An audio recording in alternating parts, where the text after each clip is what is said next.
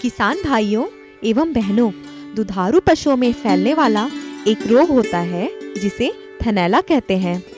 आज आपको बताते हैं कि यह रोग पशुओं को कैसे प्रभावित करता है, इसके लक्षण क्या हैं तथा इस रोग से बचाव के तरीके क्या हैं। थनैला दुधारू पशुओं का रोग है जो सूक्ष्म कीटाणुओं के संक्रमण से उत्पन्न होता है। इस रोग से प्रभावित पशुओं के अयनों में शोथ, पीड़ा, गर्माहट, रंग परिवर्तन एवं अयन के ऊतकों में कड़ापन देखा जा सकता है। इस रोग के कारण पशुओं में दुग्ध का उत्पादन अचानक कम हो जाता है तथा दूध में भौतिक एवं रासायनिक परिवर्तन भी देखा जाता है, जिसके कारण दूध की गुणवत्ता नष्ट हो जाती है। दूध अत्यधिक पीला, गाढ़ा, रक्त मिश्रित तथा पनीला हो जाता है। कभी-कभी दूध में छिछड़े आने लगते हैं। इस रोग के कारण पशुपालकों को अत्यधिक आर्थिक हानि उठानी पड़ती है। थनैला रोग से प्रतिवर्ष लगभग 6000 करोड़ रुपए की हानि होती है। थनैला होने की संभावना दुग्धावस्था के पहले 50 दिन में अधिक होती है और जैसे जैसे गाय की आयु बढ़ती है, थनैला के संक्रमण की संभावना बढ़ जाती है। थनैला रोग विभिन्न प्रकार से उत्पन्न होते हैं, अतः यह जानना बहुत आवश्यक है कि दुधारू पशु किस प्रकार के थनैला रोग से ग्रसित हैं एवं रोगाणु किस प्रकार का है।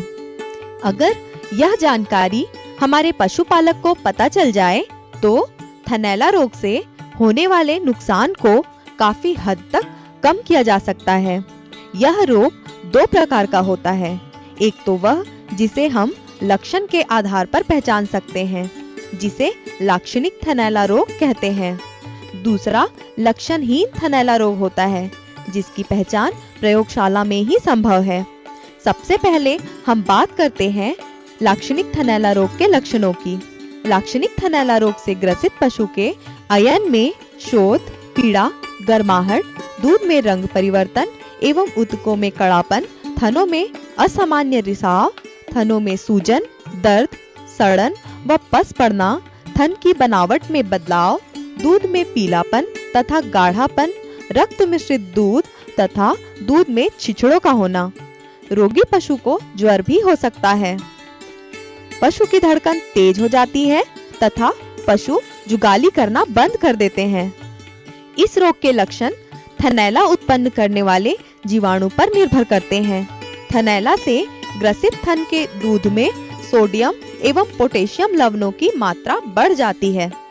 इसके अतिरिक्त सूजे हुए थन में एल्ब्यूमिन नामक प्रोटीन की मात्रा भी बढ़ जाती है। थनैला रोग का निदान हाथ से छूकर आसानी से किया जा सकता है। थनैला रोग से दूध में सोमैटिक कोशिकाओं की संख्या में भी वृद्धि होती है। थनैला रोग का दूसरा प्रकार है अलाक्षणिक थनैला रोग अर्थात लक्षणहीन थनैला।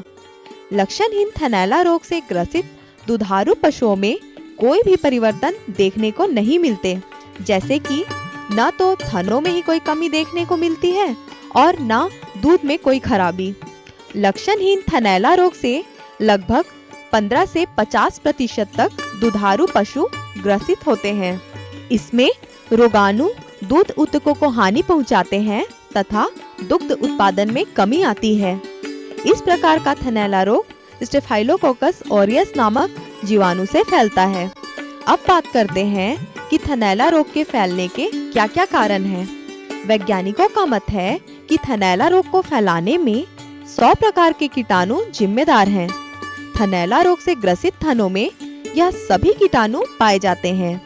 थनैला रोग गाय, भैंस, भेड़, बकरी इत्यादि पशुओं में पाया जाता है, परंतु दुधारू गाय और भैंस इस रोग से अधिक प्रभावित होते हैं। थनैला रोग को फैलाने में उत्तरदायी कीटाणुओं को 3 समूहों में बांटा जा सकता है। सांसर्गिक थनैला के कारक, वातावरण संबंधित थनैला के कारक एवं सामान्य कारक। थनैला रोग के कारण पशुओं में मृत्यु की संभावना कम रहती है, परंतु यह थनैला के कारक पर निर्भर करता है। पशुशाला में साफ सफाई की कमी से ई कोलाई और स्ट्रेप्टोकोकस उबेरिस जीवाणुओं द्वारा उत्पन्न थनैला रोग की संभावनाएं बढ़ जाती हैं। लाक्षणिक थनैला रोग का निदान लक्षणों के आधार पर संभव है, परंतु प्रयोगशाला में जीवाणु का संवर्धन इस रोग के निदान के लिए अनिवार्य माना जाता है। अलाक्षणिक थनैला रोग को केवल प्रयोगशाला में जांच कर सुनिश्चित किया जा सकता है। भौतिक जांच से इसका पता नहीं लगाया जा सकता, क्योंकि लक्षणहीन थनैला में दूध पीने योग्य ही रहता है। थनैला रोग के निदान के कई तरीके हैं, लेकिन कैलिफोर्निया मैस्टाइटिस टेस्ट एक ऐसा निदान का तरीका है जिसे पशुपालक आसानी से प्रयोग में ला सकते हैं। कैलिफोर्निया मैस्टाइटिस टेस्ट सबसे सरल व सस्ता टेस्ट है। लक्षणहीन थनैला की जांच के लिए CMT रिएजेंट को समान मात्रा में दूध में मिलाकर 15 सेकंड के लिए हिलाया जाता है और फिर उसे निगेटिव 1, 2, 3 या जेल बनने के आधार पर जांचा जाता है। CMT के परिणाम का सीधा संबंध सोमैटिक कोशिकाओं की संख्या व पशु का दूध उत्पादन घटने से है। अब बात करते हैं थनैला रोग के उपचार की। थनैला रोग का उपचार रोग कारक कीटाणुओं के अनुसार तथा उपचार की तीव्रता के अनुसार किया जाता है। थनैला के संक्रमण को उपचार द्वारा समाप्त कर पशु से पुनः दुग्ध उत्पादन संभव है। थनैला रोग का उपचार 3 से 5 दिन तक जीवाणुरोधी इंजेक्शनों द्वारा अथवा थन में दवाई डालकर अथवा दोनों प्रकार से किया जा सकता है। उपचार के समय स्वच्छता का पूरा ध्यान रखना चाहिए ताकि फफूंदी इत्यादि थन में प्रवेश न कर पाए। उपचार के लिए छोटे कैन्युला का प्रयोग करना चाहिए। तीव्र थनैला के उपचार के लिए आवश्यक है कि थन को दूध से पूर्णतया खाली कर लिया जाए। तत्पश्चात थन में उपचार दिया जा सकता है। इसके पश्चात दुग्ध दोहन कुछ समय तक नहीं करना चाहिए ताकि दवा अपना प्रभाव दिखा सके। थनैला रोग का उपचार करने के लिए भारतीय पशु चिकित्सा अनुसंधान संस्थान ने औषधीय वनस्पतियों द्वारा थनैला रोग की उपचार पद्धति विकसित की है, जिसके बहुत अच्छे परिणाम मिले हैं। यह विशेष औषधि नीम, तुलसी, आंवला, हल्दी, एलोवेरा इत्यादि से मिलकर बनाई है। अब आपको थनैला रोग से बचाव की जानकारी देते हैं।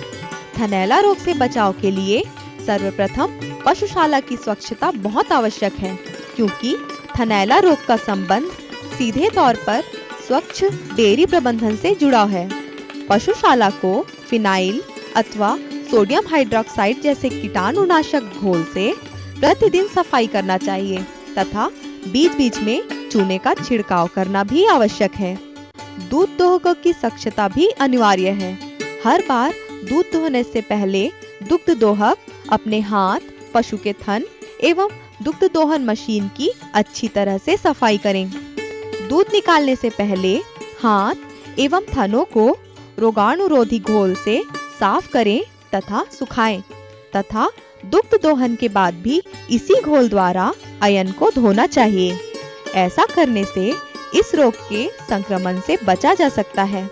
प्रतिदिन दुग्ध दोहन के बाद भारतीय पशु चिकित्सा अनुसंधान संस्थान द्वारा निर्मित औषधि मस्टिडिप आयन डुबकी को थनों पर लगाना चाहिए।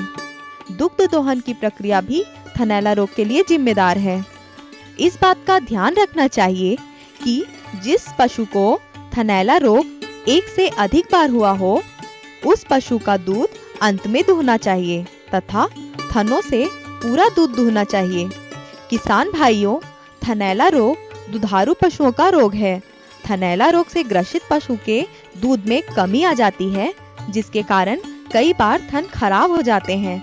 इस रोग का जल्दी से निदान कर पशु का इलाज शुरू कर देना चाहिए। हमें आशा है कि थनैला रोग पर यह जानकारी आपका ज्ञान बढ़ाएगी। धन्यवाद।